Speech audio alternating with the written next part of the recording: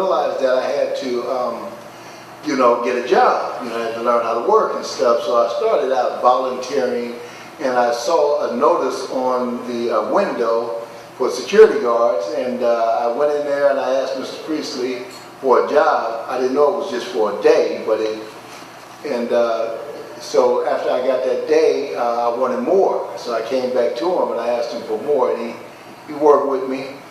But I was kind of hard-headed, and I didn't realize that the training that it really would take to really bring myself up to the level that I really needed to be. And I thought I was there. I thought I was a little more than what I was. But I'm really impressed to see, these men here, and what he has created. He has stuck with it through all these years, and he's done a wonderful job.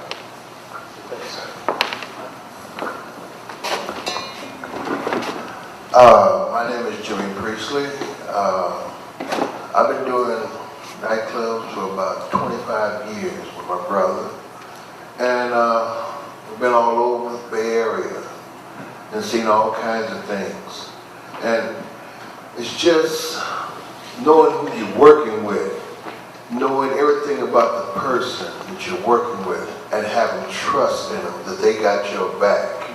That way you can step into a situation and not have to get violent or talk crazy or anything else. You can deal with a situation calmly and deal with it correctly. I've been all over the Bay Area in clubs, and it's really a good thing to train, that they teach you how to work in clubs and work with people. Thank you. I want to thank everybody. Okay, we have another person up here that wants to say something. SP Holloman. So, going back on what he said, pretty much, I had worked in the club before where I was just the door girl, and it was an entertainment club, females, dancers, whatever.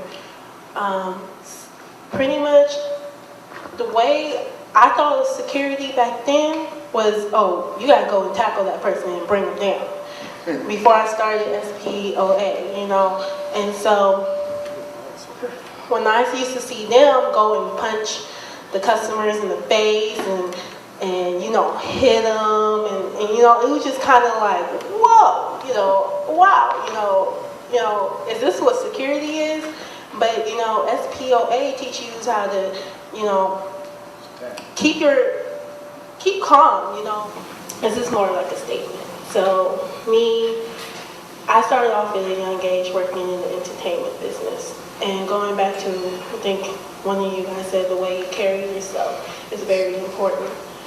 I work around a lot of females who don't carry themselves correctly.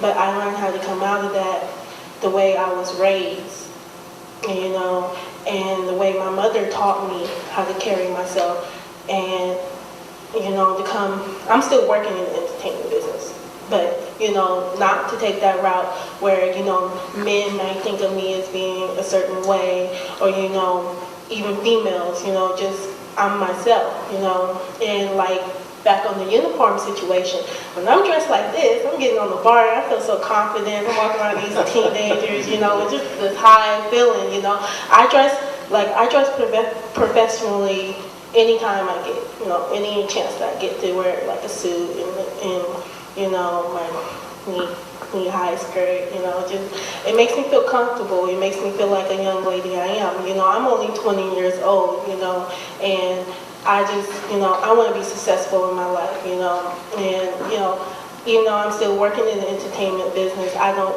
bring that towards my outside life or my personal life or my professional life. I keep it, between me and myself and I, it's not stressing me out, and I'm happy where I'm at. I think, like when you guys said, confidence. I walk around with confidence, and I believe that I am going to have success in my life. And so, and just like working with people like you guys, my life can get better.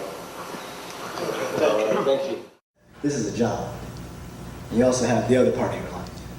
And the best advice I was ever given about my career trying to become a physician, which requires a lot of work, a lot of time, a lot of determination, is you have to pursue your private life, your personal life, with the same intensity that you pursue your professional life.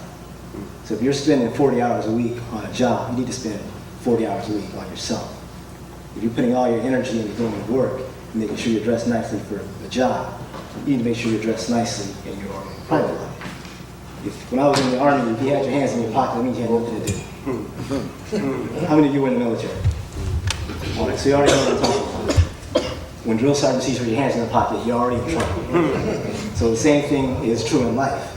If you're in life with your hands in your pocket, that means you should be doing something. If you're standing on a block and not doing what you're supposed to do, with your hands in your pocket, just like in the military, in the Army, you're already in trouble. If it's not with a drill sergeant, it's with mama, or daddy, grandma, or police. So one way of staying out of trouble in the military, they always need something to do. So I applaud anybody who decides they're going to put on a tie, put on a shirt, and actually go out and work. Because when you work, you make yourself productive, not only for yourself, but people around you see you working, and that inspires them to work too. When you're standing there with your hands in your pocket, other people usually stand next to you, put their hands in their pocket, right? Now you got a whole bunch of people not doing anything. And then when people want to find out where's all the trouble, they go looking for people with their hands in their pocket, doing nothing, because they must have something to hide. That's why their hands are in their pocket. So again, pursue your personal life with the same intensity that you pursue your professional life. I see myself in terms of dealing with that, and that's good training, right? Okay, so what do you guys think about, now that you saw it, or part of it, what do you think about it? I mean, yes, sir. Well, what I thought about it, Chief, it was like, wow, the Chief done it again. You know, we've been exposed to things that we never thought we would be exposed to. I'm on television now. Imagine that. Personal and professional growth. With professional growth, and it's training, because I'm learning to articulate myself a little better, whereas I wouldn't articulate as well. So how do you think that we could do it better in terms of getting the information out so that everyone that would like to be a part of the organization or not clear on what we're doing, how can we get more people involved in this part of the training? Because it is training, because it's public speaking, and it's at the same time we direct ourselves in different areas that we need to train in. Now we can focus in on the individual training in those areas.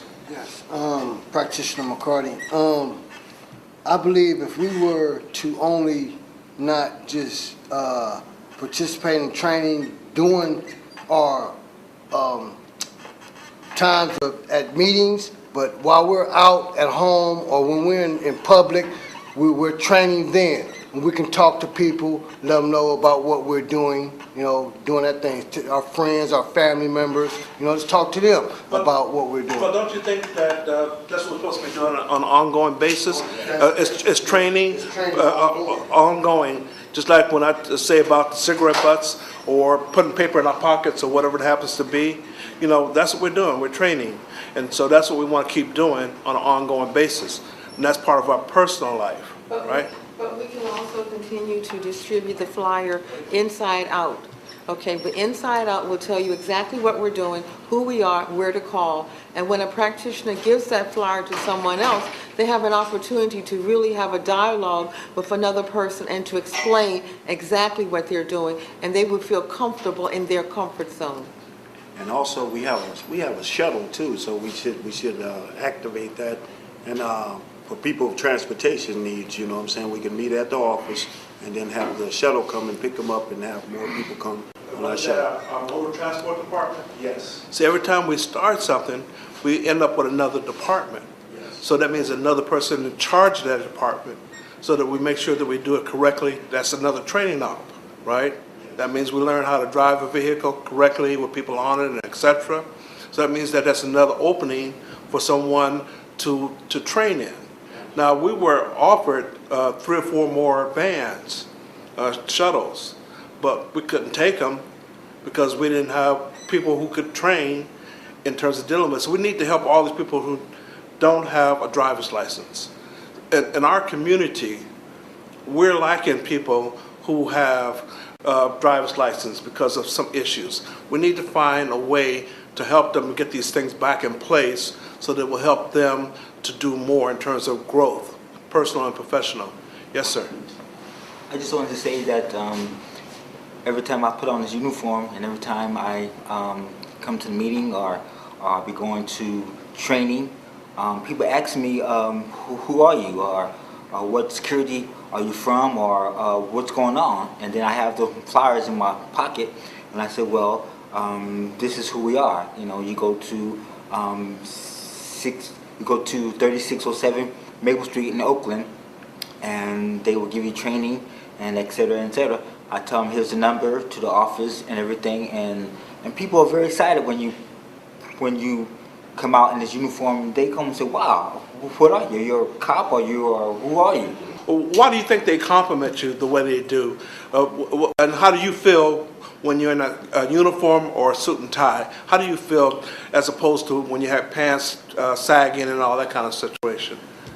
SP Bender. Me, myself, this uniform is pride to me. When I put on this uniform, I put on another piece of pride, I put on another piece of integrity, and that's my, like most of the guys here, when they first see me in my uniform, that's how most of the guys are sitting here right now, because they like what they sing, you know, and it was like, wow, what is he doing?